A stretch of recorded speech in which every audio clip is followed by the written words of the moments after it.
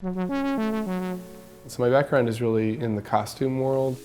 I've transitioned into spacesuits and I kind of got hooked. We see a larger number of people flying, and that means different sizes of individuals and needing to be able to accommodate that quickly and efficiently. People are generally surprised that we have a spacesuit shop in Brooklyn. Our workspace is kind of crossed between a metal shop and a sewing room and a test lab all at the same time. And there's also a bit of museum, and there's a lot of the inevitable patch collection that happens when you work in the space industry. There's really only 2 other companies in the United States that make spacesuits. A lot of people kind of think of them as magical entities, but when it comes down to it, we're really focused on garment making. The waist is going to be a big question, huh? While I was working in the costume industry, generally people would hand me a sketch and I would build something in 3 dimensions. Every day was a different challenge. In 2009, my now business partner Nick and I won the NASA astronaut glove competition.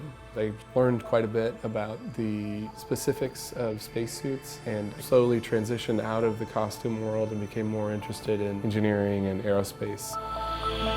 Space is probably the most extreme environment that we can imagine.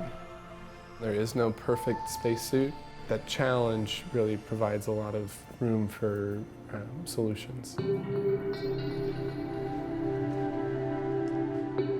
Something we came up with a couple years ago is the spacesuit experience. The idea here is to allow anybody who's interested to come and try real space hardware. Like up the arm? It's unique in the United States. There's no place else that you can pay to try on a spacesuit.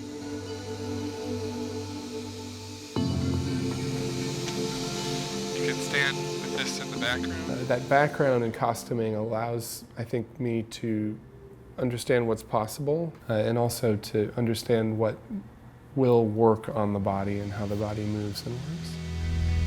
That's really one of the most interesting parts about the suit is, on one hand, you're protecting against one of the most extreme environments there is, space. Okay, so you're in.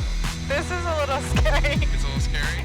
And on the other hand, you want it to move with the body, you want it to be sizable, you want it to be perfectly, mobile without restriction. And it's really this design paradox that we find in spacesuits that I think drives a lot of garment technology. You're just coming down. Down you go. The suit has 13 individual sizing points to allow us to accommodate different vertical ranges of people. But you'll definitely feel the pressure change. So go slowly, breathe normally, don't hold your breath.